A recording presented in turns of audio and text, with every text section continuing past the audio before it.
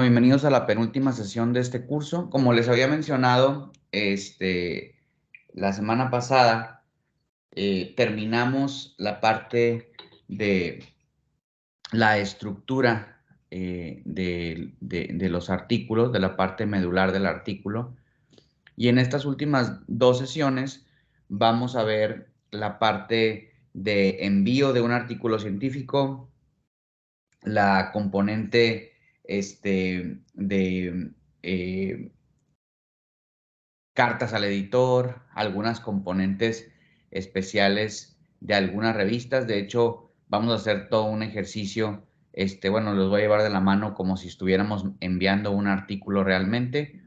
Y luego, la última parte, vamos a ver la de contestar, una vez que obtenemos las revisiones, cómo contestar a revisores en dado caso de que nos pidan revisiones mayores, menores, eh, cómo proceder en ese sentido.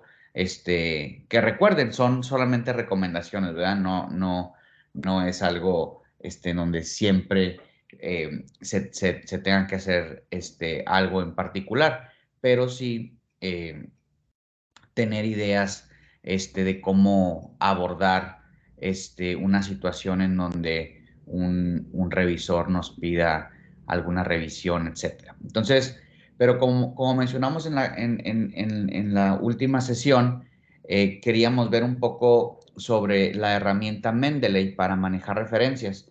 Y entonces la doctora Angelina, que le agradezco mucho, preparó una sección corta sobre el uso de esta herramienta que es gratuita y que es muy útil para el manejo de referencias. Entonces, bueno, le voy a ceder la palabra a la doctora Angelina, que actualmente ella está haciendo un postdoctorado en mi grupo de investigación, para que por favor nos hable un poco sobre esta herramienta, ya que esta herramienta realmente yo no la manejo. Adelante, Angelina. Sí, doctor, muchísimas gracias por la presentación. Y pues bueno, sí, es un gusto compartir un poquito de esta información y me voy a basar específicamente en las personas que tienen un total desconocimiento en la cuenta de Mendeley y en qué es Mendeley realmente. Entonces, en principio, Mendeley, como usted lo comentaba la semana pasada, es un shareware. Tiene tres funciones: como biblioteca, como gestor de referencias y como plataforma para compartir las referencias. Como biblioteca, nosotros vamos a tener la posibilidad de organizar nuestra información en carpetitas, en grupos de investigación, en grupos de colaboración, con alumnos, etcétera, etcétera.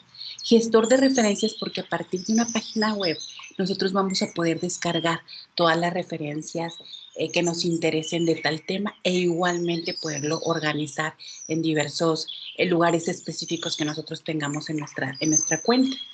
Y finalmente plataforma para compartir, porque vamos a poder darle a compartir nuestras carpetas o nuestra información para tal publicación o para tal proyecto con alumnos, con colaboradores, con asesores, etcétera, etcétera. Entonces, bueno, partiendo de este preámbulo, lo primero que vamos a hacer es crear una cuenta, porque si bien Mendeley, como lo comentábamos, es un shareware, tenemos que estar conectados para poder estar guardando la información en la nube, porque vamos a estar generando gran cantidad de información. Entonces, en principio, nos vamos a la página link de Mendeley, vamos a crear una cuenta, no nos piden más nada, solamente el correo y un password. Ustedes les va a aparecer como un tipo Gmail donde pones tu foto de perfil y algunas características tuyas, en qué estás trabajando, a qué institución estás adscrito, etcétera, etcétera. Posteriormente, para la persona que va a descargar por primera vez Mendeley, también pongo el link donde nosotros vamos a poder estar accediendo. Permítanme, voy a poner mejor el puntero láser para que se pueda ver un poquito mejor. Ahí está. Entonces nosotros vamos a poderlo descargar. En este caso yo lo descargué porque lo tenía desactualizado en la Microsoft y lo descargué aquí en la máquina, en la Mac. Entonces, bueno, nos manda las dos versiones y también hasta para Linux. Aquí le damos en descarga sobre el icono sin problema y vamos a generar esta ventanita. Nos lo va a mandar a nuestras aplicaciones una vez que le demos clic aquí. Después, pues bueno, nosotros vamos a crear este icono en nuestro menú de escritorio de la computadora y vamos a tener un acceso directo a nuestra biblioteca. En el caso mío, como yo ya tenía una cuenta anterior, porque la estuve utilizando mucho en 2014, entonces aquí tenía ya esta carpetita de simulación teórica con la que estuve trabajando en química teórica. Entonces, pues bueno, me guardo una serie ya de documentos que tenía yo de respaldo. Sin embargo, pues vamos a tener la posibilidad de crear grupos y aquí estamos conectados a la red. Otra cosa importante, hasta aquí ya tendríamos nada más el Mendeley para el escritorio, para poderlo manejar en nuestro Word, etcétera, etcétera. Pero después viene descargar Mendeley Web Importer. ¿Por qué es importante descargar esta otra sección de Mendeley? Porque nosotros vamos a tener la característica de descargar los artículos directamente de la web. Entonces nos vamos igual a este icono y está para los dos, tanto para Safari como para el buscador que ustedes tengan en Microsoft. Le damos igual descargar, que abra en todas las páginas que nosotros utilizamos y buscadores que nosotros utilizamos en nuestra máquina. Es muy intuitivo. Las descargas pues todos hemos hecho, entonces sin problema.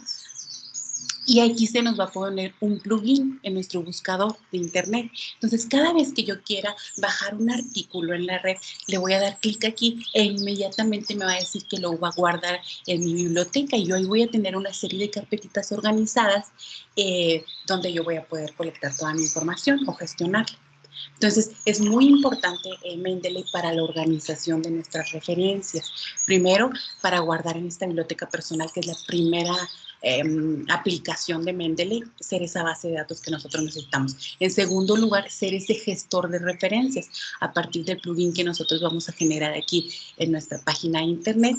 Y tercero y finalmente, tener la posibilidad de compartir la información con nuestros colaboradores o las personas con las que nosotros estamos trabajando. Entonces voy a salirme ya un poquito de la presentación y también vamos a trabajar, bueno, voy a dar un ejemplito aquí en Word para que sea sencillo y por ahí tenía Brenda Ureña algunas preguntitas de por qué se le hizo un poco difícil esta nueva aplicación. Tal vez no descargó el Mendeley Web Importer y por eso se le estaba complicando un poquito. Entonces, pues bueno, cuando nosotros tenemos este icono, aquí en nuestro menú de escritorio, le damos clic y nos manda inmediatamente a nuestra base de datos. Que se tarda un poquito en compartir, no sé si ya lo están viendo ustedes. Bueno, a mí ya me mandó aquí a la base de datos y aquí tengo ya varias carpetitas que creé. Aquí está la que estamos compartiendo con el doctor José Rubén para hacer un review que tenemos por ahí pendiente. Y pues bueno, aquí en el grupo yo tengo la oportunidad de invitarlo y de poner aquí su correo para que él esté al tanto de las referencias que nosotros vamos a estar poniendo en este trabajo, en este review. Por ejemplo, ya tengo aquí el correo y si él tuviera el Mendeley descargado, pues fácilmente va a poder compartir la información. Entonces, uno de los miembros que tenemos por aquí en esta carpetita. Si creo otra nueva carpeta, un nuevo grupo, por ejemplo, el listing de staff de Random Alex, aquí nosotros tenemos ya algunos referencias en las que hemos estado trabajando, de compañeros, colaboradores y demás. Igual puedo crear otro nuevo grupo.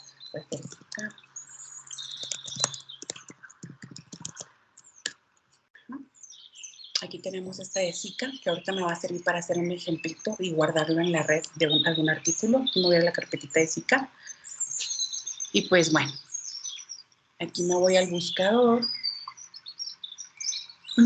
Pero antes voy a copiar un artículo que voy a buscar por aquí.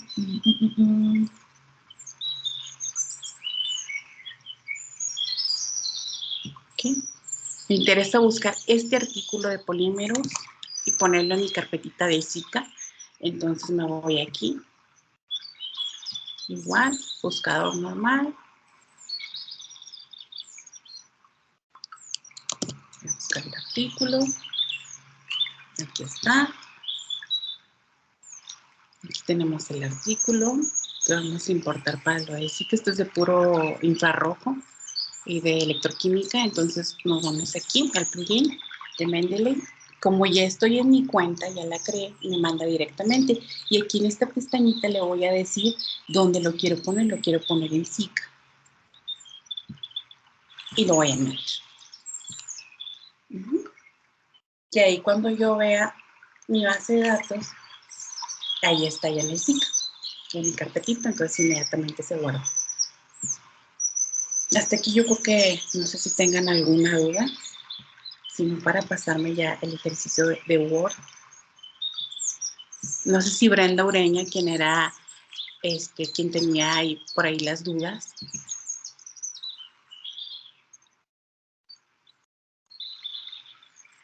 Entonces aquí tengo, por ejemplo, ya parte de lo que estamos trabajando con el review con el doctor José Rubén. Y pues bueno, para incluir las referencias, aquí nos vamos a referencias. Y en el momento en que yo descargue Mendeley, se va a ir este iconito a Word. Entonces aquí yo le voy a dar clic y va a abrir mi cuenta. Entonces me va a dar la posibilidad de que yo pueda meter todas las referencias en las carpetitas en las que yo tengo organizadas. Aquí me manda directamente todas las referencias, pero en este caso quiero las del review con el doctor José Rubén. Y pues bueno, para agregar una referencia, nada más me posiciono donde la quiero poner. En este caso, no sé, aquí que termine el puntito. Aquí la quiero poner y pues bueno, la que sea, ¿no? Nada más para poner un ejemplo. Insertamos la cita e inmediatamente ya se me modifica y ya me da el orden. 1, 2, 3, como lo iba poniendo. Y aquí también podemos ver los diferentes estilos. Por ejemplo, comentaba el compañero, el doctor Jaime, que él utilizaba mucho el IEEE, que utilizan mucho allá en el Siemens, allá en el Poli, etcétera, etcétera. Entonces, pues bueno, aquí nos dan varios ejemplos. Pues nosotros utilizamos comúnmente Measure o IEEE. ¿Ok? Entonces, es muy, creo yo, relativamente sencillo. No sé cuál duda específica tenga Brenda por ahí en cuanto a esto de utilizarlo en Word.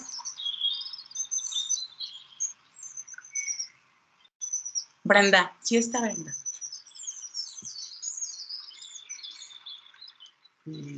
Sí está Brenda, pero creo que está ausente. Bueno, entonces nada más eso, doctor. No sé si quiere que ahonde un poquito más en algo o si tienen alguna duda.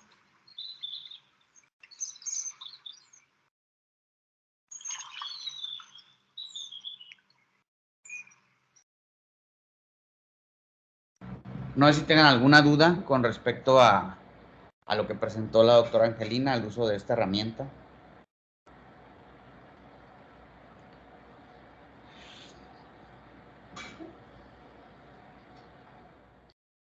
Muy bien, pues bueno, espero que les haya sido útil. Muchas gracias, Angelina.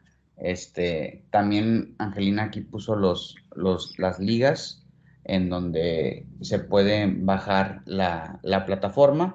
Y pues bueno, como todo, la forma de aprender más directa es bajándola y ya con la parte teórica pues empezar a nosotros a manejarla y explorarla, ¿no? Sí, un gusto.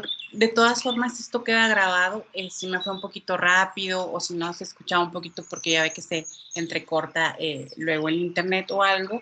Entonces, pues bueno, va a quedar grabado para las personas que quieran seguir los pasos, sin problema. Perfecto. Pues muchas gracias, Angelina. Bien, entonces les voy a compartir ahora yo pantalla para continuar con la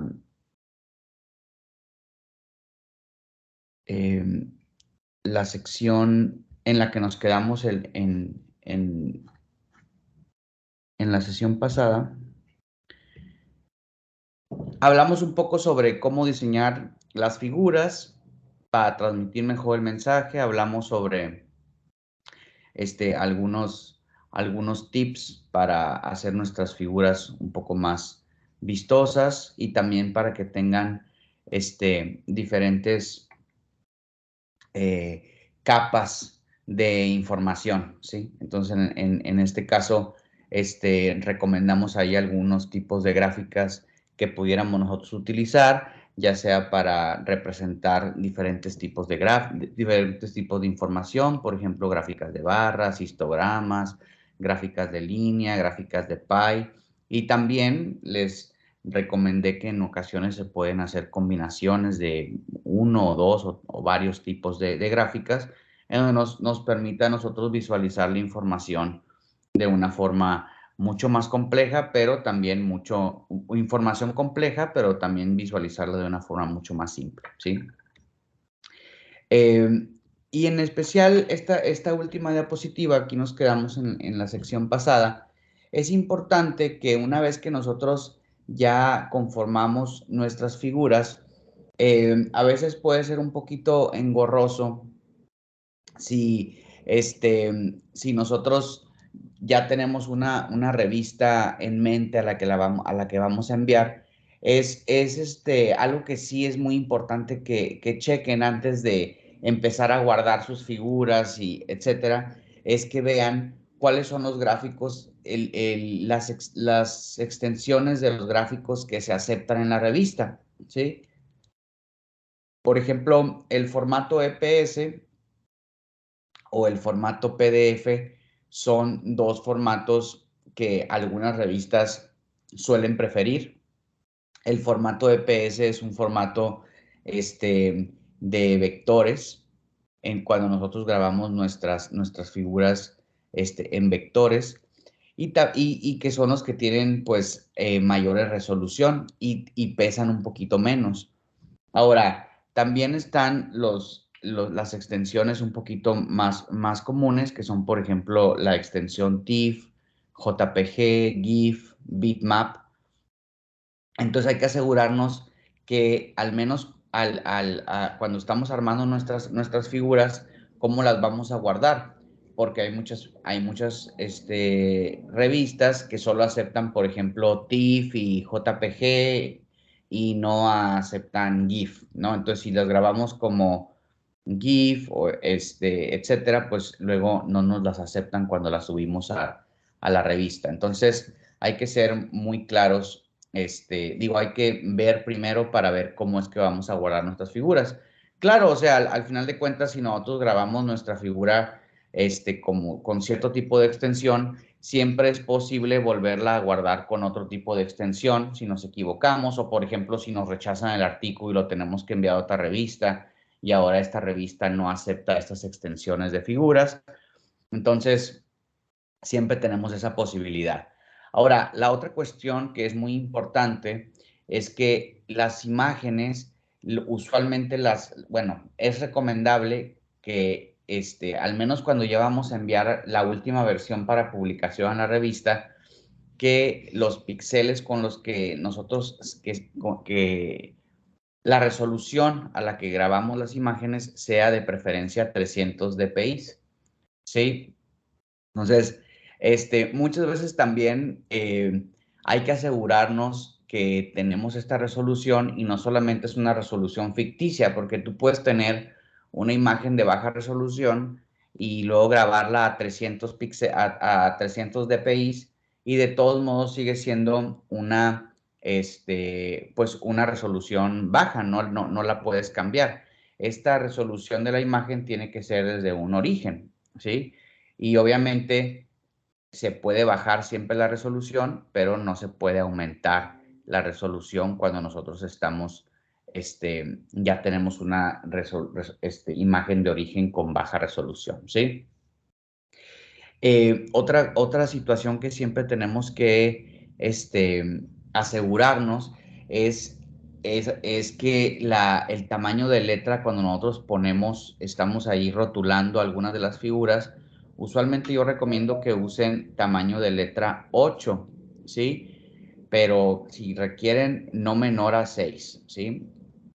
¿Por qué? Porque esto hace que cuando nosotros ponemos la figura a la escala de una hoja, que es la escala en la que usualmente se publican los artículos, ¿sí? Entonces, al menos que sean digitales, pues sí puedes hacer tu zoom ahí en la figura, pero si va a ser una figura impresa en una hoja, tamaño carta, Entonces, si tenemos letras menores de 6, a lo mejor nosotros las estamos trabajando en nuestra pantalla y se ve muy bien, pero una vez que se imprime, las letras no son legibles. Entonces, esta es una regla de dedo, ¿sí? O sea, mayores a 6, de preferencia a 8 o 10, ¿sí? Ahora, otra recomendación que yo les doy, al menos que la figura no lo, a menos que la revista no lo permita, que realmente no he visto estos casos, es que las leyendas de figuras todas tienen que tener un título, ¿sí? Y a su vez una descripción de lo que estamos viendo. Por ejemplo, en esta figura que yo les muestro aquí, ¿sí? Pueden ver que se llama figura 1, ¿verdad? Y después, aparte, tiene un título. Por ejemplo, esta figura habla sobre la caracterización de unas nanopartículas de oro que se sintetizaron, ¿sí? Entonces, ya te dice el contexto general de qué trata esta figura. Y luego ya después damos una explicación de lo que trata la figura, en donde, por ejemplo, decimos, bueno, el inciso A es una técnica de absorción de plasmón, ¿verdad? De las nanopartículas de oro, y luego describimos que vemos una absorción máxima en cierto pico. Después la figura B nos da otra técnica que es microscopía electrónica de transmisión, y la figura C es otra técnica que es microscopía electrónica de barrido, ¿sí? Entonces, explicamos cada una de las figuras, podemos inclusive después del título tener otra explicación un poquito más detallada general, pero siempre tenemos que incluir un título de la figura que nos posiciona en cierta sección de los resultados, ¿sí? O si estamos explicando alguna metodología con una imagen, pues en cierta sección de la metodología, ¿sí? Entonces, finalmente, la última parte que les quiero comentar es que eh, no está permitido que se manipulen las imágenes, ¿sí? Por ejemplo, si tú quieres mostrar, si tú en la técnica que estás viendo, a lo mejor, por ejemplo, si yo quisiera aquí alargar mi figura para que en vez de tener eh, esferas, como se ven aquí en la figura B, yo quiera decir que tenemos este, pequeños como pues no sé, tubos, y que haga la imagen y que enlargue la imagen y que sea ficticio, ¿verdad? Pues eso, para tratar de engañar, pues obviamente no está permitido, ¿sí? También, por ejemplo, cuando tenemos a lo mejor alguna imagen de fluorescencia, o alguna imagen donde queramos nosotros decir, bueno, si existe un contraste, este, y que a lo mejor sea muy tenue y que eso represente que pues no se está dando de una forma tan significativa, pues siempre pudiéramos decir, pues yo le voy a cambiar los contrastes artificialmente para que se vea mucho el contraste.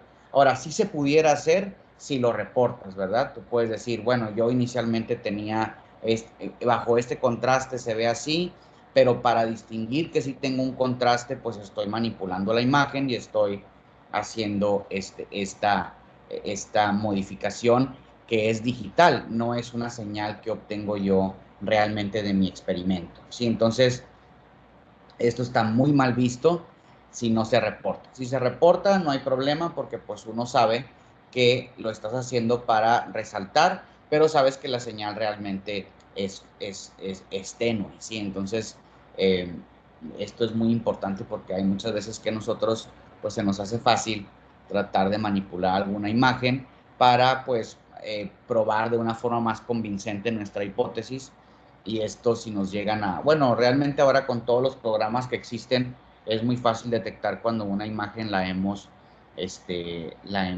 modificado, ¿sí?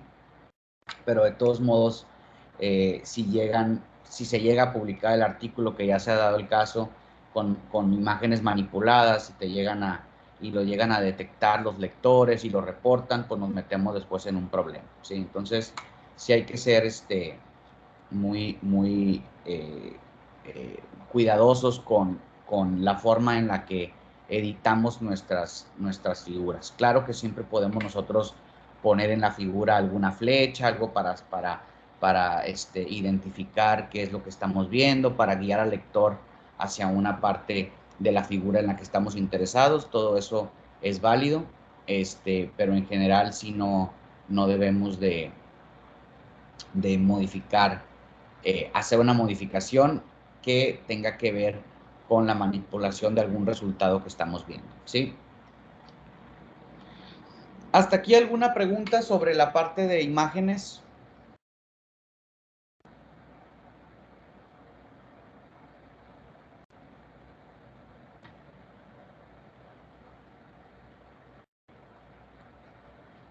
Doctor, como lo comentaba la ocasión pasada, puede pedirte en formato igual que sea en escala de grises o que lo manejas a colores o a veces en formato libre. Pero como comento, pues la calidad es muy importante a pesar de que fuese en escala de grises. No te escuchaste bien, Angelina. No sé si nos puedas repetir lo que nos comentaste.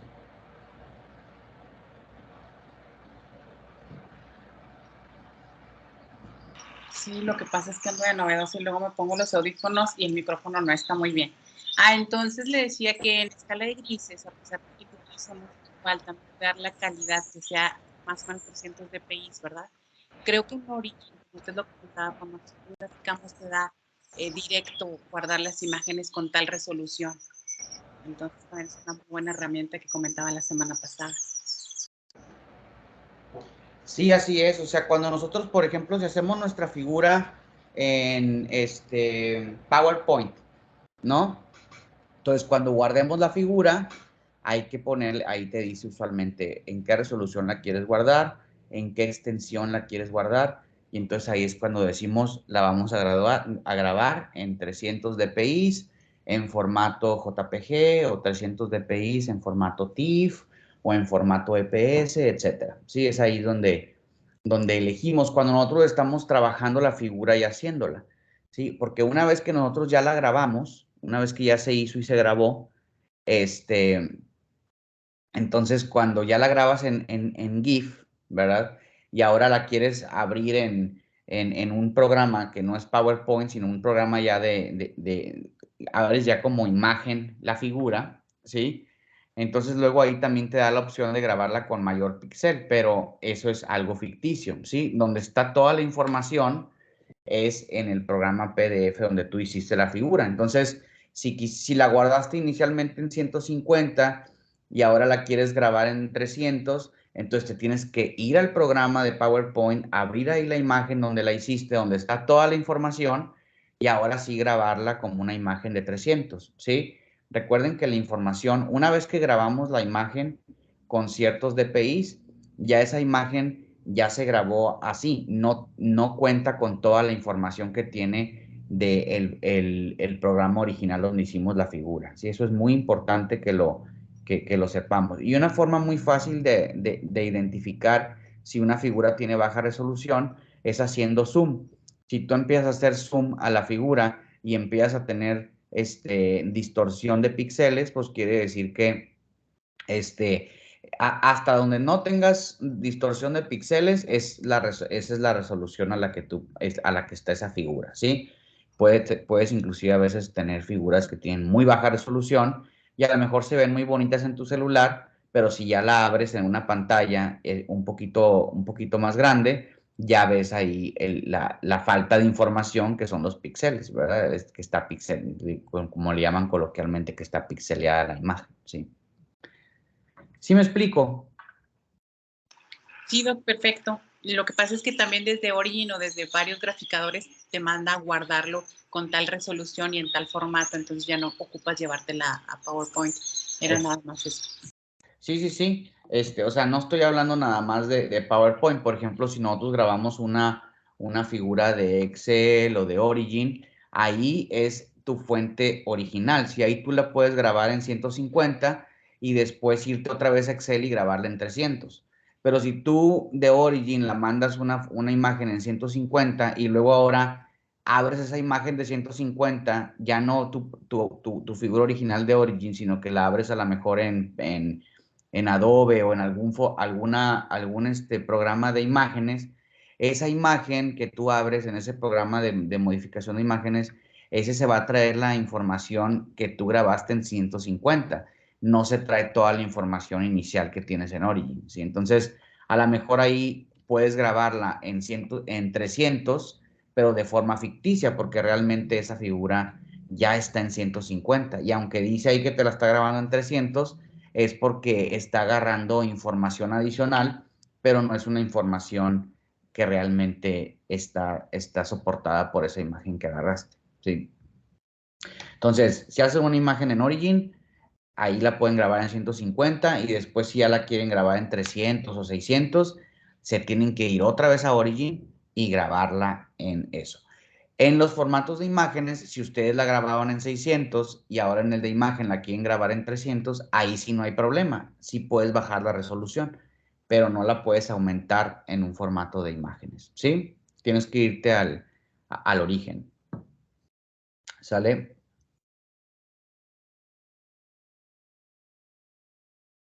Muy bien. Bueno, entonces vamos a continuar. La siguiente sección es la sección en donde vamos a hacer el ejercicio, que ustedes lo pueden hacer ahí en casa una vez que terminemos el curso, o en la tarde, etcétera. Yo los voy a guiar más o menos por el proceso de cómo es que se envía un artículo, porque muchas veces, de hecho, inclusive cuando somos alumnos de posgrado, usualmente esta es una tarea que hace el asesor, en especial porque pues es el último paso, es el paso, o sea, obviamente toda la investigación es muy importante y todo, pero este último paso es crucial porque errores en esta parte, ya que es la parte final cuando envías el artículo, puede hacer que tu artículo se tarde en publicar o que simplemente una vez que ya estás mostrando tu artículo, se puede decir a externos ya que van a tomar decisiones sobre la publicación de tu artículo, si ven que no está hecho de forma adecuada, puede ser que pues conduzca a rechazos preliminares, no en la parte técnica, sino en la parte que dicen, oye, si no puedes ni siquiera hacer esta parte bien, que se supone que es la parte ya final, pues cómo estarán tus resultados, ¿sí? O lo que reportas, quién sabe cómo, qué tanta veracidad se tenga, ¿sí? Eso es muy importante. Cuando tú ves, si tú ves una presentación, como cuando los que somos profesores o inclusive los alumnos que están aquí que ven la presentación de algunos de sus compañeros, si ellos están presentando un trabajo escrito y su presentación está bastante mala, pues ustedes dudan de la veracidad o de la calidad del trabajo escrito que entregaron o que están presentando, ¿sí? Que también sucede lo opuesto, cuando tienes una muy bonita presentación, a veces te puedes ir con el engaño de que a lo mejor es un trabajo técnicamente no muy bueno, pero mínimo sabes que es un equipo que pues tiene toda la parte de interés de que su proyecto se haga de buena forma al presentarlo de una forma adecuada, ¿sí? Entonces, entonces, pues bueno, las dos formas están mal, pero cuando las dos se conjuntan, pues tienes un producto pues muy bueno, ¿sí? Tanto la presentación como la parte técnica. Entonces, los voy a guiar un poco en y es un caso muy particular, sí, obviamente todas las revistas son diferentes, pero creo que voy a tocar todas las generalidades, al menos más comunes que presentamos, que se presentan cuando estamos mandando un artículo, ¿sí? Entonces, lo primero que tenemos que hacer, de hecho lo tenemos que hacer seguido, inclusive cuando no tengamos, si ya identificamos una revista, como lo vimos en las primeras sesiones de este diplomado, cuando nosotros estamos escogiendo el artículo indicado donde vamos a enviar nuestras revistas o estamos tratando de nuestro artículo de investigación o estamos tratando de identificar revistas potenciales. Bueno, una vez que ya se identifica, siempre es muy importante hacer meternos a la revista e ir a la parte donde dice instrucciones para autores, ¿sí? Recuerden, nada más aquí un breve recuerdo de lo que vimos inicialmente. Cuando nosotros entramos a la página de una revista, hay algunas partes importantes que caracterizan casi a todas las revistas a las que nos metemos. Por ejemplo, podemos ver que en en la sesión principal de la página está el título Usualmente está también el factor de impacto. Por ejemplo, aquí podemos ver, es que no sé por qué mi cursor no se está moviendo.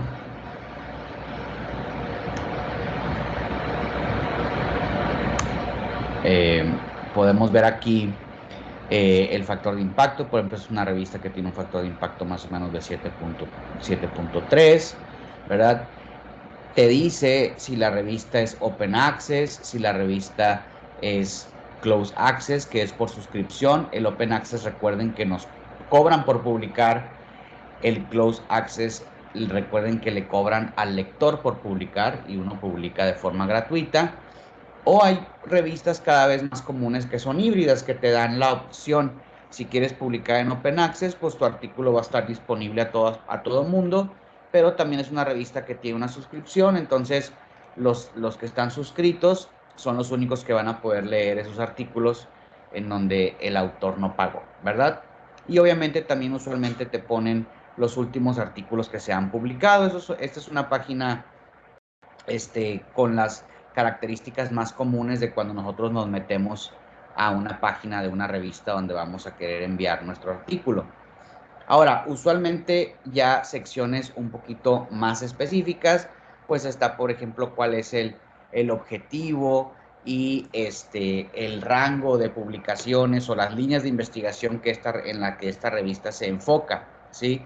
Entonces, esto es muy importante y ya lo vimos en la primera sección del curso, en donde decimos, hay que ver que al menos nuestras líneas de investigación estén mencionadas aquí en esta sección de la revista. ¿Por qué? Porque si no vemos que estas estas líneas de investigación están mencionadas, pues probablemente tu artículo no sea adecuado para publicarse aquí. O luego podemos tener esas situaciones en donde digas, oye, este artículo se publicó aquí, pero pues como ningún lector lee esta revista en esa área, pues entonces no vamos a tener citas suficientes, o no vamos a tener citas del todo, o no vamos a llegar a la comunidad que queríamos llegar cuando nosotros presentamos estos resultados y este artículo. Entonces es importante eso. Ahora, una sección esencial que tenemos que echarnos un clavado usualmente es a las instrucciones para el autor, porque aquí nos dicen todas las instrucciones que tenemos que seguir para mandar el artículo. Aquí nos dice, por ejemplo, qué cantidad qué tan extenso debe ser nuestro abstract. Por ejemplo, hay unas revistas que te piden abstracts muy cortitos, de 100, 150 palabras, otros que te permiten una extensión un poco más grande, 250, 300 palabras. Hay unos que pues no te dicen, nada más lo dejan a tu criterio. Te dicen si tienen que tener subtítulos, por ejemplo, si tienes que poner la palabra introducción, discusión, resultados, etcétera, o si lo puedes escribir de forma continua. Te dicen también toda la sección de figuras, cómo las tienes que dar formato, cuáles son las extensiones que son válidas, ¿sí? Después está la información del journal, que usualmente es otra sección en donde viene, por ejemplo, información un poco más específica de esta revista, como a lo mejor quiénes son los editores en jefe, si pertenecen a alguna editorial en particular, cuáles son algunos de las, por ejemplo, aquí te puede mencionar cuáles son los índices en donde está indexada. Aquí te mencionan si es JCR, si es Scopus, si está indizada en algunos otros índices. Te muestra también a la mejor información con respecto a qué tanto impacto tienen los artículos que ahí se publican, etcétera. Entonces, más que nada, información de la editorial, ¿sí? Y de la revista en sí. Después, una sección muy importante es la sección de el editorial board, ¿sí? Entonces, aquí es donde nosotros vemos quiénes son los editores que van a revisar nuestro artículo, ¿sí?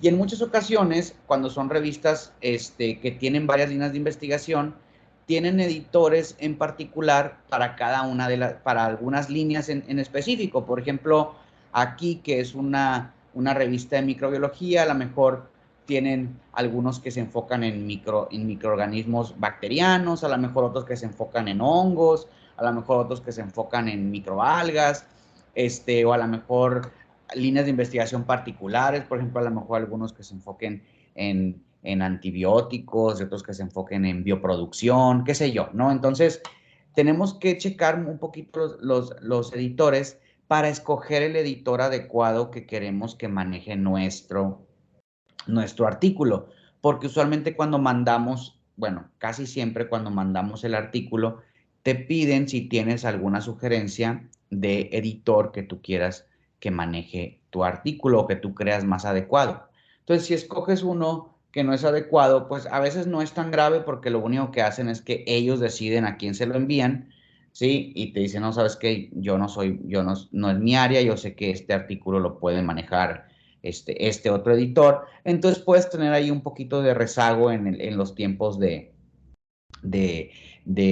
respuesta, o también que se lo envíen a uno que ellos decidieron que es el más adecuado, pero a lo mejor tú piensas que otro pudiera haber sido un poco más adecuado. Y entonces ahí sí impacta en el sentido de que, bueno, puede ser que ese editor no aprecie de forma que nosotros quisiéramos tus resultados y tus artículos. Entonces eso es muy importante. Ahora, siempre que vamos a enviar un artículo a una revista, al menos que ya hayamos mandado artículos previamente, siempre te van a pedir que hagas una cuenta en la revista, ¿sí? Primeramente, es lo primero que te piden. Haz una cuenta de la revista para que puedas enviar tu artículo. Entonces, usualmente aquí yo les recomiendo para aquellos que no cuentan con una página de ORCID o con una cuenta de ORCID, ¿sí? Que hagan la cuenta de ORCID, ¿sí? Lo más pronto posible que puedan, o antes de que vayan a enviar un artículo, hagan, o si ya tienen artículos, hagan su cuenta de ORCID, ¿sí? Para que ahí conglomeren todos sus datos y se aglomeren todas sus publicaciones. ¿Por qué también es interesante hacer una cuenta de ORCID? Porque cuando tenemos una cuenta de ORCID, ORCID guarda cierta información de nosotros. Y entonces, la mayoría de las revistas te dicen, ¿quieres hacer una cuenta ligada a tu cuenta de ORCID? Entonces le dices que sí, y entonces esa cuenta, cuando haces tu cuenta en la página, agarras toda la información de ORCID, que ya está guardada ahí. Y entonces ya lo que tienes que llenar tú es menos tedioso, ¿sí? Porque usualmente cuando vas a hacer una cuenta en una revista, pues te piden un montón de cosas, tu correo, tu nombre, tus líneas de investigación, tus intereses en el área de investigación en específico, todas tus ascripciones a tus diferentes instituciones, etcétera. Entonces, sí puede ser un poquito, te toma unos 10, 15 minutos hacerlo. En cambio, si lo tienes con ORCID, ya se trae toda la información y entonces usualmente lo que necesitas llenar, pues son cosas a lo mejor muy particulares de una revista en particular, ¿sí? Entonces, siempre te deja hacer una cuenta ligada a ORCID y baja toda esa información, ¿sí? Después que hacemos la cuenta, ¿sí? Por ejemplo, aquí ya me dice, haz la cuenta, yo ya hice mi cuenta con mi correo, con mi password, pones ahí un password. Yo les recomiendo también que cuando ya van a empezar a publicar mucho, les recomiendo que asignen un password en particular, un poco genérico, que lo puedas compartir con tus alumnos a veces, de que, mira, checa a ver cómo va el artículo, etcétera, para que se puedan meter a la página, porque aquí es donde se le da seguimiento al artículo, y que todos lo puedan tener, ¿no? No pongan passwords personales solamente de ustedes, que no quieran que alguien se entere, que a lo mejor sea un password de otro lugar, de algo, una cuenta de correo personal o no sé, etcétera, porque usualmente esto es algo que se comparte con el grupo, ¿sí? Eh, entonces, hacen su cuenta, le ponen su password, que tenga toda la parte de seguridad y todo, porque también les piden eso. Inclusive cuando lo hacen con ORCID, de todos modos tienen que hacer una cuenta, ORCID nada más lo que hace es que baja toda la información y les llena los campos para hacer su cuenta, pero al final de cuentas sigue siendo una cuenta que está ligada, que es desde la página, ¿sí? ORCID nada más los ayuda a llenar los campos.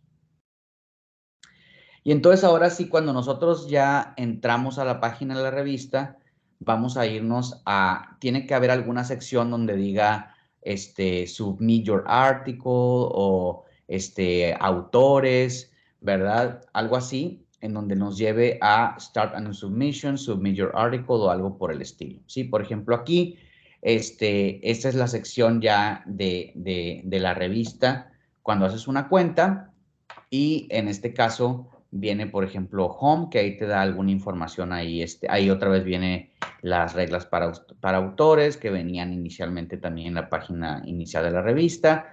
Pero cuando te vas a la pestaña de autor, ahí viene ya, por ejemplo, empezar un nuevo envío de artículos, ¿sí? Entonces, ya aquí es cuando tú comienzas comienzas tu proceso de mandar tu artículo, ¿sí? Entonces, hasta aquí, ¿hay alguna pregunta o comentario?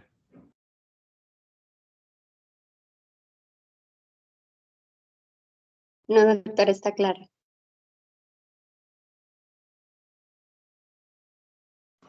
Doctor, ¿cómo podemos saber, por ejemplo, para que nuestros editores revisen el artículo?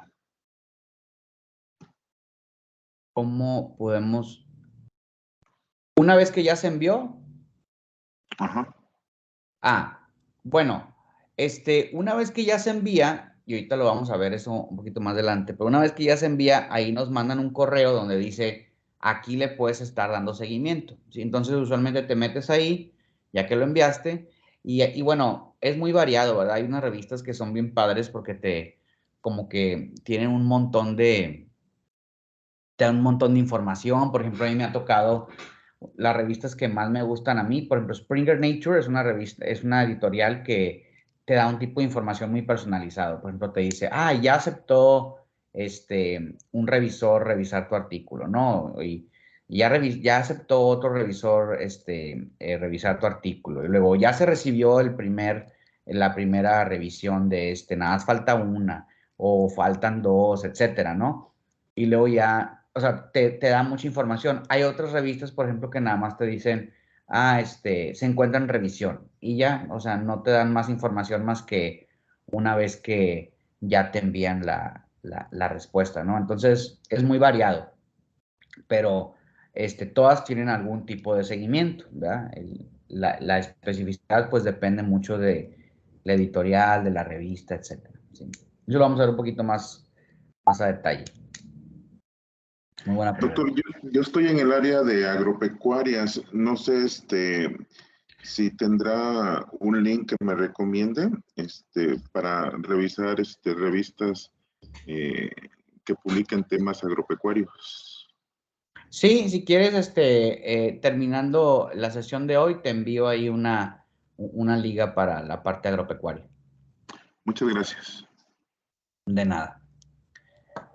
Bien, entonces, una vez que empezamos a este proceso de envío, usualmente, por ejemplo, hay algunas revistas que manejan diferentes tipos de envíos.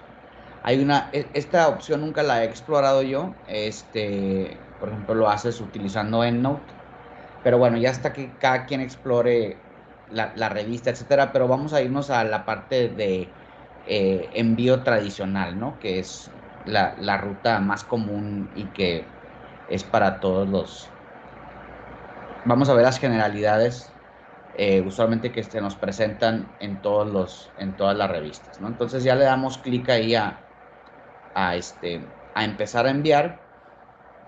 Y estas son las partes. A mí me gusta mucho esta revista como ejemplo porque es muy tradicional en su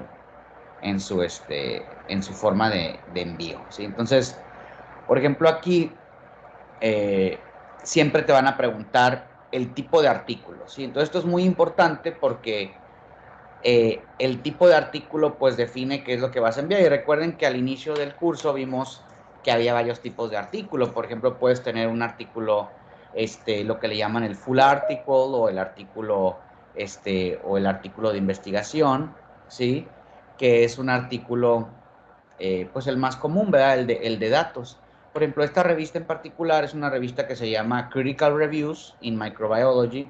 Entonces, esta revista solo publica artículos de revisión, pero recuerden que vimos muchos otros tipos, editoriales, mini reviews,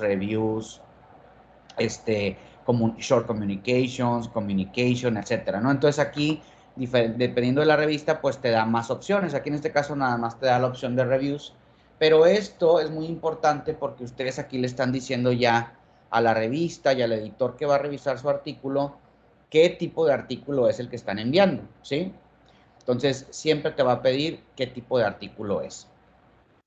Después, usualmente te pide, bueno, casi siempre te pide que pongas el título de tu artículo, ¿sí? Por ejemplo, aquí le pusimos un título de un artículo, que es un artículo que mandé el año pasado. Y después, aquí te pide que pegues tu abstract, ¿sí? Entonces, como pueden ver aquí, cuando pegas el abstract, te lo traes así de como está en tu Word y lo pegas directamente. Y aquí se asegura que, al menos esta parte se asegura que no te pases de las 200 palabras que ellos tienen como límite del abstract, ¿sí? Si aquí yo le pusiera más de 200 palabras, no me dejaría continuar, ¿sí? Entonces tendrías que modificar tu abstract en tu Word original y aquí. Ahora, recuerden algo muy importante que a veces se nos hace fácil. Hay veces que, por ejemplo, hacemos nuestro abstract y se nos pasa de palabras en nuestro Word y luego nosotros ya aquí, para que nos deje seguir, modificamos el abstract y le quitamos palabras, ¿sí? Eso se ve súper, súper, súper mal, ¿sí?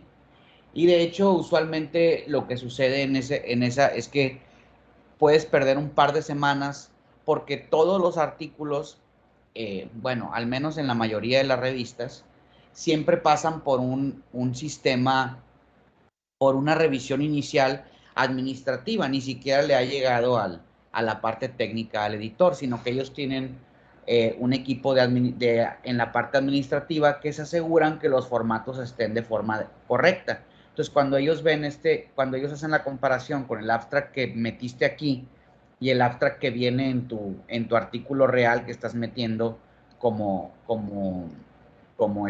tu Word o tu PDF que te lo pide, entonces ellos pues te lo van a regresar y te van a decir, oye, arréglalo, y luego lo vuelves a enviarlo, ¿sí? Entonces, pierdes tiempo, no te van a dejar hacerlo, porque ellos, pues, tienen cierto límite de palabras. Entonces, hay que tener esto en cuenta, ¿sí? Después, por ejemplo, ya que ponemos el título, el título y el abstract, que usualmente es la primera sección, después usualmente ya viene toda la parte de que subas tus archivos. Ahora, aquí hay algunas revistas, como ya les mencionaba inicialmente, así les mencionaba en algunas otras secciones, hay algunas revistas que a mí me gustan mucho, que son las que no tienen tanto formato. Te dicen, sube todo en PDF. Sube un PDF completo de tu artículo en donde vengan ya las figuras en donde deben de ir, etcétera, etcétera. Y eso es tu primer screen, ¿sí? Entonces ellos ya dicen, si nos interesa mucho tu artículo, ya lo revisan. Y luego ya en la segunda parte, cuando ya tienes que enviar todos tus documentos, ya que pasaste la revisión y ya que estás muy cerca de publicar, ahora sí te piden un montón de cosas de formato. Por ejemplo, que separes todas las figuras y que las mandes cada una por separado, porque ellos pues les dan cierta edición, etcétera, ¿sí? Por ejemplo, en este caso, aquí, esta revista nos pide que mandemos nuestro Word, todo el texto de forma individual, y que todas las figuras las quitemos de este texto y que todas las figuras las metamos por separado, ¿sí? Entonces es un poquito tedioso, pero bueno, es lo que nos pide la revista, ¿sí? Entonces, aquí lo que hacemos es que vamos a hacer un archivo en donde quitamos todas las imágenes, y lo guardamos y es todo el Word, ¿sí? Y entonces lo subimos y este va a ser nuestro artículo, ¿sí?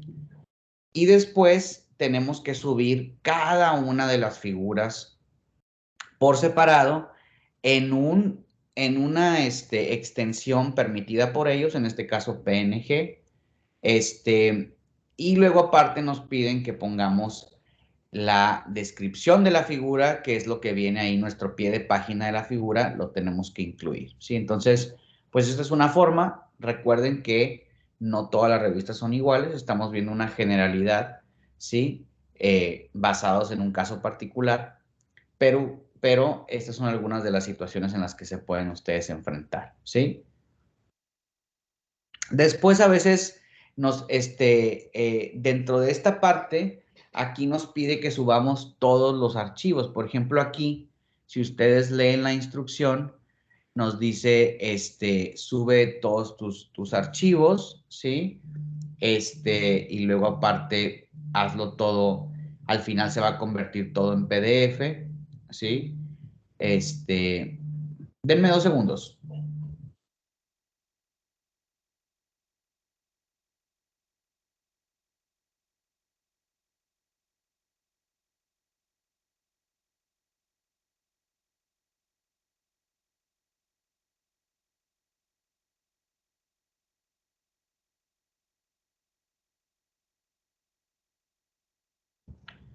Perdón. Sí, entonces, aquí tenemos que subir las figuras y luego, por ejemplo, a veces nos piden algunos otros archivos, como por ejemplo, a veces te piden que la contribución de autores la pongas por separado o que pongas los archivos suplementarios. Entonces aquí va todo lo que tienes que subir, ¿sí? Y que al final, como dice aquí, todo se va a combinar en un PDF, que es lo que le van a enviar a los revisores, ¿sí? Una vez que ya empiece el proceso de revisión. Entonces, esta sección es donde subes todos tus archivos, ¿sí? Por ejemplo, cuando estás subiendo tus archivos, hay usualmente, por ejemplo, te ponen, subes el archivo y luego aquí te dice, ¿qué tipo de archivo es? Entonces, por ejemplo, aquí le dices, pues es mi artículo principal, mi documento principal, o es una figura, o es una tabla, ¿sí? Entonces aquí tú ya le dices, este archivo es esto, ¿sí? Entonces ya para que lo tengan, para que le designes con cierta clasificación, ¿sí? Entonces, por ejemplo, aquí podemos ver todo lo que nos piden. Nos piden las figuras por separado y luego, por ejemplo, esta revista es muy particular porque le llaman que es una revisión double blind, que le llaman, o sea, que es doble ciego, ¿sí? Nosotros, el revisor que va a revisar tu artículo, va a la redundancia, no sabe quiénes son los autores y obviamente nosotros no sabemos quiénes son los que nos van a revisar. Usualmente las revistas tienen nada más single blind, que es tú no sabes quién es, pero al revisor sí le llega todos los datos de los autores, lo cual a veces pues sí ahí se puede tener cierto conflicto de interés, ¿no? En este caso esta revista es double blind, entonces por eso tienes que mandar un artículo anónimo y otro artículo ya con todos los detalles de los autores. Entonces el anónimo es el que le mandan al revisor, ¿sí? Y es nada más pues para información, ya una vez que se publique, pues tener todo ese documento. ¿Sí? No todo el caso es así, pero aquí tendrías que subir ambos archivos, un archivo anónimo y un archivo con todos los editores, ¿sí? Después puedes poner tus archivos suplementarios. Recuerden que podemos poner archivos suplementarios para complementar nuestro artículo, tablas, figuras, etcétera, ¿sí? Entonces ya una vez que subes todos tus archivos, ya de la siguiente, y ahora está la tercera sección. Ahora, todos los artículos cuando estamos subiéndolos, nos pide una sección que le llaman de keywords. Los keywords, pues le permiten, son como los famosos hashtags ahora, ¿sí? Entonces les pones etiquetas a los artículos para que, cuando estés buscando cierto tipo de artículo, pues estas palabras clave permiten a los buscadores, cuando tú estás buscando por ciertos términos, que te aparezcan estos artículos ligados porque pues son artículos que tocan estas temáticas o estos conceptos. Entonces, el número de palabras también usualmente varía, el número límite de palabras también a veces varía. Por ejemplo, aquí te piden que añadas al menos 2, pero no más de 5. Entonces, por ejemplo, aquí yo ya puse 5, me dice ya tienes las palabras máximas de palabras clave, ¿sí? Entonces, hay que ser cuidadosos también con eso, cuántas palabras clave tenemos. Y recuerden algo muy importante, siempre que estamos mandando un artículo, lo que estamos subiendo a la página, como los archivos, el abstract, el título, las palabras clave, todo esto también va en el documento principal y tiene que ser congruente, ¿sí? Tiene que ser lo mismo. Yo a lo mejor pongo unas palabras clave, a lo mejor en mi artículo puse 6 palabras clave, y aquí como nada más me pide 5 máximo, entonces ahora yo tengo una palabra clave adicional en mi archivo que subí, y entonces ahí está mal, ¿sí? Entonces no hay congruencia, entonces te lo van a regresar. Entonces hay que ser congruentes en lo que subimos de archivos y en lo que estamos reportando aquí en la parte de información del artículo, ¿sí? Después, por ejemplo, nosotros si tenemos, por ejemplo, la sección de autores, que es la sección que sigue aquí, por ejemplo, ya subimos los keywords, entonces ahora nos falta la sección de actores. Entonces es importante que veamos nuestro artículo que vamos a enviar. Por ejemplo, aquí estos son los autores que iban en ese artículo, ¿sí? Y con sus ascripciones, ¿sí? Quién es el autor corresponsal, en este caso era yo, ¿verdad? Quién es el primero, segundo, tercer autor, etcétera, ¿sí? Por ejemplo, aquí tenemos esta leyenda en donde Diego y Ángel participaron de forma equitativa, entonces también podemos ponerle aquí esa parte para decir que ellos dos son como primeros autores porque ambos contribuyeron de forma igual, ¿sí? Todas estas simbologías las vamos a incluir aquí en la sección de autores, ¿sí? Entonces, por ejemplo, usualmente te dicen, bueno, empieza a dar de alta a los autores de tu artículo. Entonces, usualmente es variado lo que te piden para dar de alta a un autor. Usualmente lo que siempre te piden es al menos un correo y sus nombres, y una adscripción. Hay algunos que ni siquiera adscripción te piden, pero usualmente sí. Entonces, por ejemplo, empiezas a dar de alta los autores, ¿sí? En este caso, por ejemplo, aquí di de alta a Jordi, ¿verdad? Y tengo que ponerle su nombre, su apellido, etcétera. Lo das de alta y luego ya, una vez que lo das de alta, empiezas a decir, bueno, ¿quién es el primer autor? ¿Quién es el segundo autor? Tercero, cuarto, etcétera. ¿Quién es el autor corresponsal? Entonces aquí es donde tienes que listar. Por ejemplo, aquí tenemos varias ascripciones, etcétera. ¿Sí? Entonces, por ejemplo, aquí usualmente si te equivocas y das de alta a un autor, usualmente los va dando de alta y los va poniendo en ese orden.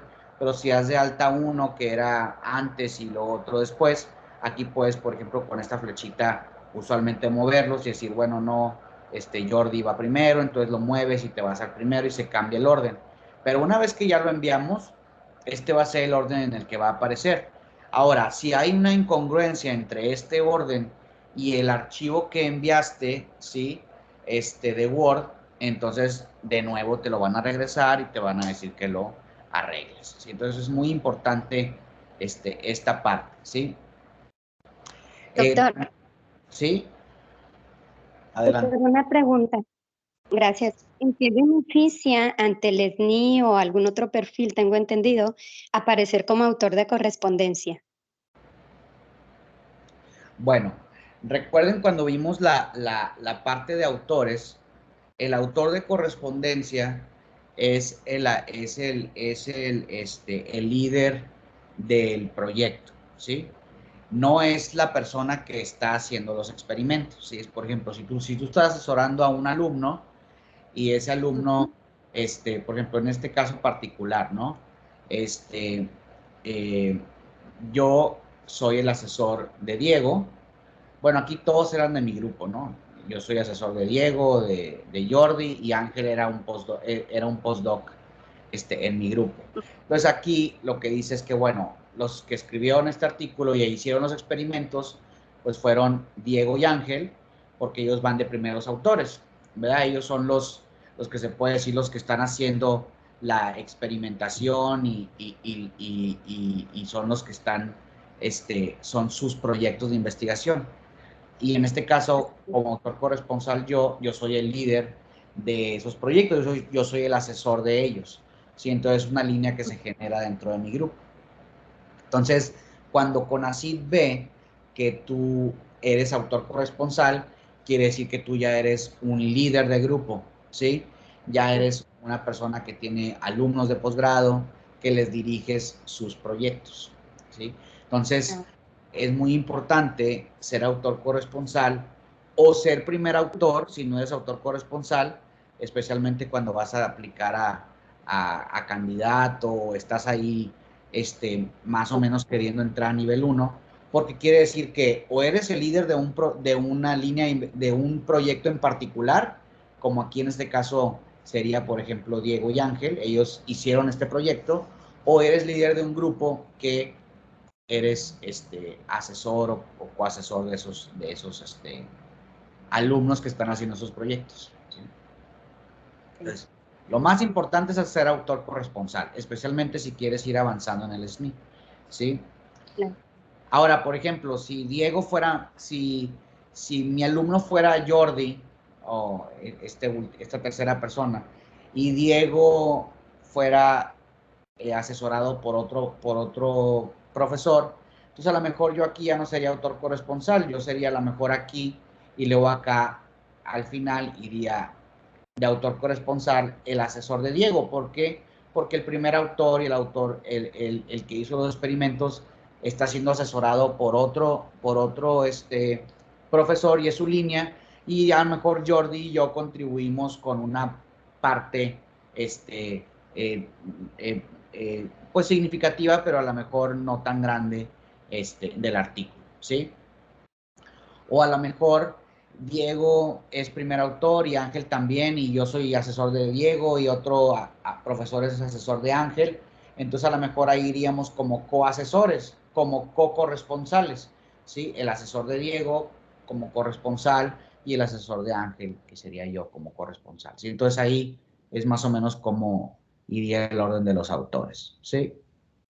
Muy bien. Y suponiendo si estoy ya, bueno, ya fuera de lo que estaba estudiando el doctorado, si ya estoy yo realizando aparte una investigación e invito a unos colegas a participar en ella, pero bueno, pues yo voy a ser primer autor. ¿Está bien visto que vaya como primer autor y como autor de corresponsal también? 100%, sí. Ok. O sea, eso es lo que significa que seas primer autor y corresponsal, que estás publicando con colegas que te están apoyando, pero tú estás haciendo la investigación y tú eres la líder de esa investigación.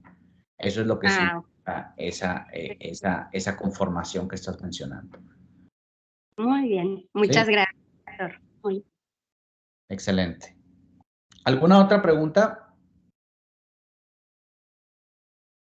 Doc, y típicamente a quien le corresponde hacer todo este procedimiento es al corresponding author. En general, sí. Por ejemplo, a mí en lo particular me gusta hacer esta parte porque a veces los alumnos, como ya, pues no le dan la seriedad que se merece al proceso, ¿sí? No estoy hablando de todos, pero uno está estresado de que, oye, a ver, ¿qué habrá hecho? ¿Qué habrá mandado? Se habrá equivocado de archivo y mandó a lo mejor un archivo viejo, muchas cosas pueden pasar, si es un proceso tedioso mandar un artículo. Entonces, usualmente a mí me gusta hacerlo. Y, por ejemplo, aquí o me siento con ellos y les explico cómo es que mandan un artículo para cuando ellos ya sean líderes en sus grupos o que algún otro hagan un postdoc y que el postdoctorado, digo, que su asesor los deje a ellos mandar el artículo, ¿sí? Por ejemplo, en mi caso, yo tuve las dos. Mi asesor de doctorado, él enviaba los artículos, pero cuando yo estaba haciendo mi postdoc, yo mandaba los artículos, pero era mucho compromiso porque pues uno era nuevo, no sabías hacer esto, y entonces, pues bueno, nuestro asesor confiaba en nosotros, pero con un miedo bárbaro porque hubo algunos colegas que se equivocaron y pues pues no te la pasabas bien por unos meses ahí con tu asesor, ¿verdad? ¿Por qué? Porque no estás siendo cuidadoso, ¿sí? Es que ese punto quería llegar cuando es una presión y un compromiso muy grande. Como usted dice, el diablo está en los detalles y si se te pasa un detallito por inexperiencia, entonces sí te metes en problemas. Sí, de hecho, por ejemplo, a nosotros ahí me tocó que un colega mío, otro postdoc que estaba haciendo ahí, nos habían rechazado el artículo a él, yo no era parte de los autores, les habían rechazado el artículo entonces en una revista y entonces, pues bueno, vamos a ver esta parte en la sección que entra, la de hacer la carta al editor. Pero entonces en la carta al editor tú dices, bueno, quiero mandar este artículo a esta revista, etcétera. Entonces, pues íbamos a mandarlo ya a otra revista, o sea, lo iban a enviar a otra revista, y entonces luego subió todos los archivos, pero subió la carta del editor de la revista que habían mandado anteriormente, y pues era otra revista, ¿no? Entonces, cuando recibe la información esta nueva revista, pues ya saben que habíamos mandado este artículo, ya lo habíamos mandado a otra revista. Entonces, de hecho, fue un rechazo, que le llaman rejection. Y bueno, a lo mejor hubiera sido rejection también, si lo hubiera hecho bien, pero pues no hay un control, negativo ahí, entonces pues asumieron que había sido culpa de él, y entonces pues ese tipo de cosas entonces uno como profesor, bueno, al menos yo pues ya si me equivoco yo, no estoy diciendo que no me puedo equivocar, si me equivoco yo, pues bueno, ya es culpa mía y ya, pero como que dejarle esa responsabilidad a un alumno y también, pues no cuidar esa parte al final cuando esas personas trabajaron tanto en esto, sí lo veo yo, o sea, yo recomiendo que lo haga el líder, lo pueden hacer en conjunto con ellos para que aprendan, pero en general que la responsabilidad sea de uno, ¿sí? Es muy importante. Entonces usted recomienda que la primera vez sí nos asesoremos directamente con el corresponding author, con el chief. Para que aprendan, porque pues eventualmente también Lo vas a terminar haciendo, nada más para tener esa certeza y esa seguridad que lo estás haciendo bien la primera vez. Exactamente. O sea, si ustedes siguen la línea académica, pues obviamente eventualmente ustedes son los que van a tener que hacer esto, ¿sí? Al menos que, pues bueno, a lo mejor ustedes nunca lo hicieron y ahora que ya son autores, ya son líderes de grupo, pues a lo mejor ahora son de los líderes que dejan que sus alumnos los envíen, entonces pues sí, nunca les tocó mandarlo. Pero pues se atienden a las consecuencias, ¿verdad? Porque los alumnos pues son inexpertos, obviamente, y no es simplemente pues porque no tienen la experiencia, no porque sean malos alumnos ni nada. Entonces, no es malintencionado, sino que es demasiada responsabilidad para delegársela a alguien, ¿no? Exactamente, así es. Entonces esta parte es una parte muy importante, es la culminación pues, bueno, la culminación de la primera parte, ¿verdad? Porque todavía no nos lo han revisado, pero el envío sí es algo que no se debe tomar a la ligera. No, es la más sencilla. Muy bien. ¿Alguna otra pregunta o comentario? Perdón, aprovechando su experiencia. Oiga, doctor, retomando el caso que comentaba ahorita donde invité a unos colegas, en ese caso a ellos necesariamente lo que son tres los tendría que agregar como autor 2, autor 3 y autor 4, o hay forma de agregarlos a los 3 como autor 2, o depende de la revista? Siempre hay forma de poner una leyenda como la que les pongo aquí. Por ejemplo, si tú vas a hacer por ejemplo, si tú fueras este primer autor, aquí te pondrías tú el asterisco, ¿sí? De autor corresponsal. Y luego, por ejemplo, los siguientes 3 pudieras ponerle un simbolito. En este caso yo escogí no es de a fuerza, es un símbolo convencional que se utiliza para mencionar esta leyenda que dice, los autores contribuyeron de forma igual, ¿sí? Con eso entonces.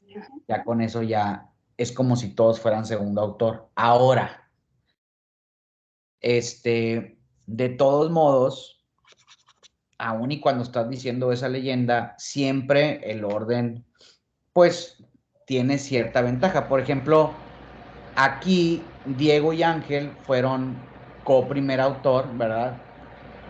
¿Por qué? Porque Ángel contribuyó de forma muy significativa a la escritura del artículo, pero al final de cuentas, en este caso en particular, Diego era, fue era parte de su proyecto de tesis, y Ángel era también parte de su proyecto, pero no, o sea, 51-49, ¿sí? Se puede decir, o 48-52. Entonces, de todos modos, el primer autor siempre pesa más, ¿no? O sea, se sabe que Diego hizo ligeramente más, ¿sí? Entonces, de todos modos, el que va a aparecer primero, pues es como que el que aportó un poquito más, aunque ante CONACYT todos son segundo autor, ¿sí me explico? Ok, ajá, muy bien. Bueno, ¿alguna otra pregunta o comentario?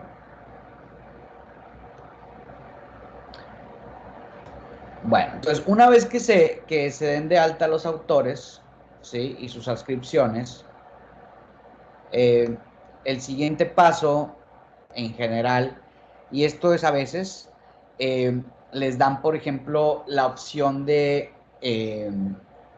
sugerir revisores. Y esto le hace la vida mucho más fácil al editor, porque dice, mira, no tengo casi a nadie en mente quien pueda revisar este artículo, déjame ver estos revisores, pues le das como sugerencias, ¿no? Y también siempre te dan la sugerencia, a lo mejor si tienes algún colega con el que tienes alguna riña profesional, o que a lo mejor trabaja en tu misma línea y están compitiendo uno con otro por sacar algún resultado. Entonces, pues obviamente si se lo mandan a él pues te va a rechazar hay un conflicto de interés, ¿sí? Entonces puedes también proponer reviewers que no te revisen. Ahora recuerden, todo esto es sugerencias, ¿sí? Ni el editor puede tomar la decisión de sí enviárselo a este revisor que te pones, y tampoco el revisor, el editor, si tú le sugieres revisores, tampoco quiere decir que se los vayas a enviar. Ahora, aquí hay que ser cuidadosos. Nunca, porque se ven muy mal, nunca pongan revisores de su misma institución, ¿sí? Es muy, se ve muy mal, ¿sí? Obviamente, pues son sus amigos, aunque a veces los colegas de nuestros colegas son más duros con nosotros que los externos. Pero bueno, ese es nada más aquí en México, yo creo, Latinoamérica. Y segundo, ¿sí? Nunca pongan tampoco colegas con los que publiquen mucho recientemente, si tienen 1, 2, 3 artículos en los recientes años y se ve que tienen líneas muy similares, tampoco, ¿sí? Porque también se ve mal. ¿Por qué? Porque pues se ve que son amigos y obviamente van a ser favorecidos. Entonces traten de sugerir revisor, porque a veces la sugerencia de revisores es obligatoria. Aunque no están obligados a mandárselos a ellos, sí, para terminar tu proceso de mandar el artículo, sí te pide que mandes, y a veces te piden entre 3, 5 o 6 revisores sugeridos. Es muy importante que en ese aspecto que pongan colegas que están en su línea de investigación, que no tengan, que no se vea claramente que hay un conflicto de interés, ¿sí? Muy bien. ¿Hasta aquí hay alguna pregunta?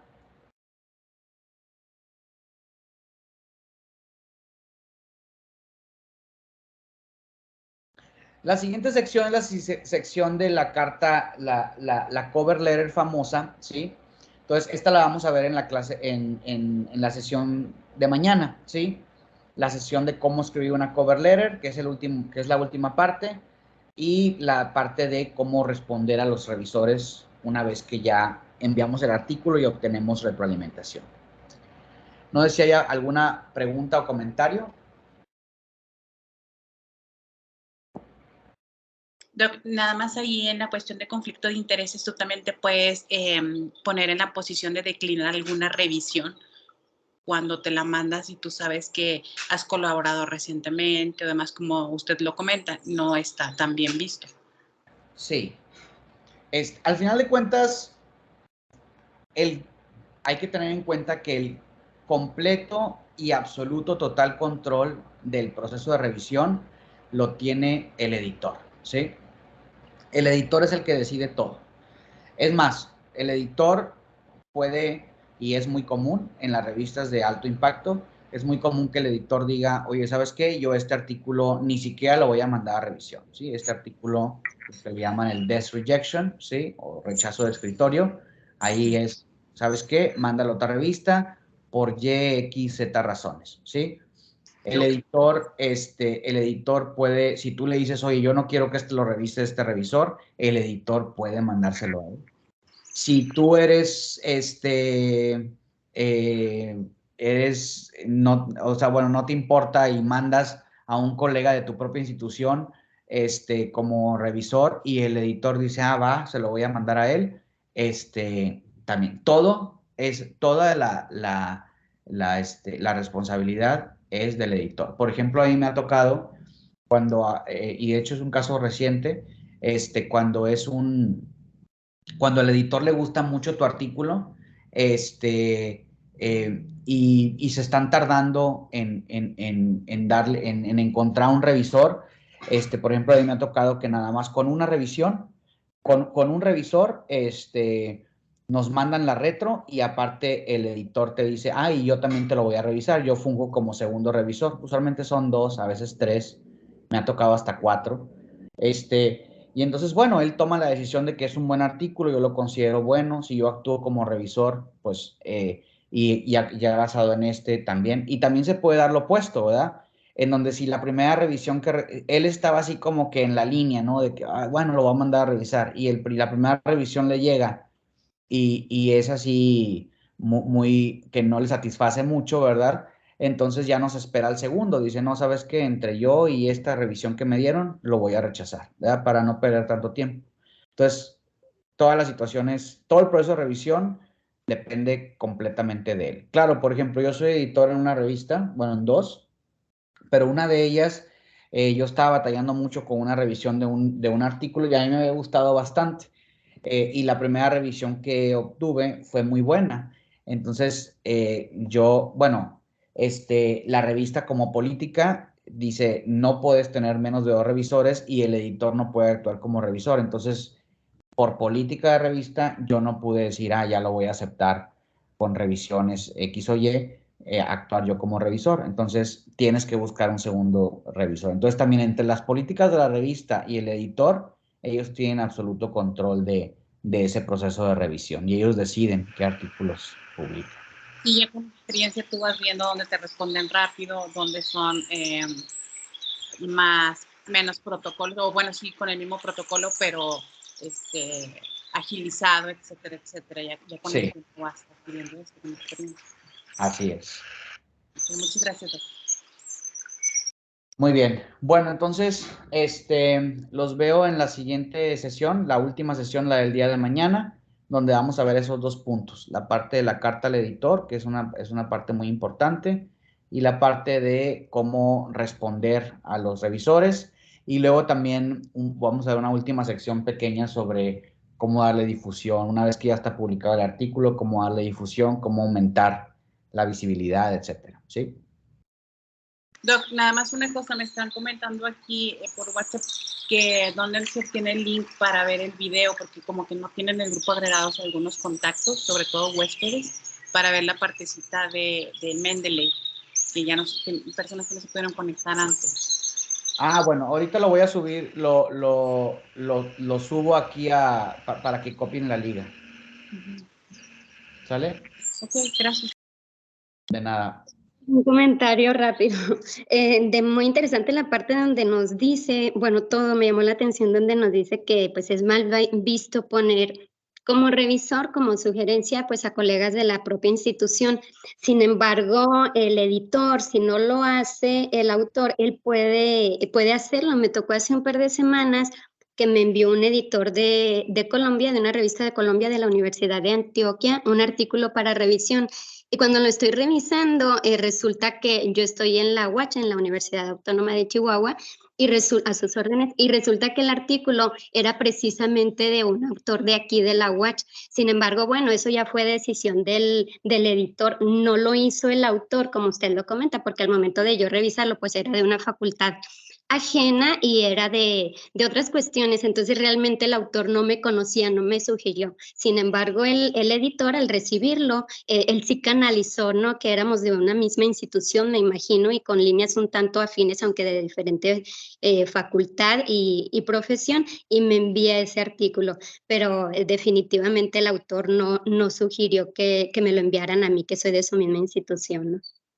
Sí, o sea, te digo, el editor tiene completo control. Por ejemplo, a lo mejor el editor, a lo mejor ese colega de la Universidad de Chihuahua, es un amigo de él o un conocido de él que conoce que a lo mejor que hace buenas revisiones, que las hace rápido, entonces pues se lo envía a hacer. Por ejemplo, a él me ha tocado que yo lo envío a colegas que yo conozco, que sé que lo hacen bien, que lo hacen rápido, que los puedo presionar para sacar el artículo o para rechazarlo, y entonces es mucho más simple. Y entonces ahí pues evitas un poquito el conflicto de interés porque sabes de la trayectoria del colega, etcétera. Entonces,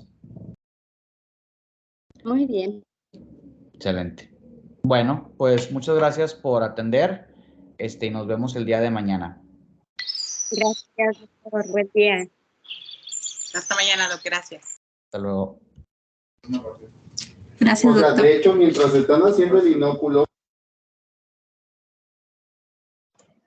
Gracias, doctor.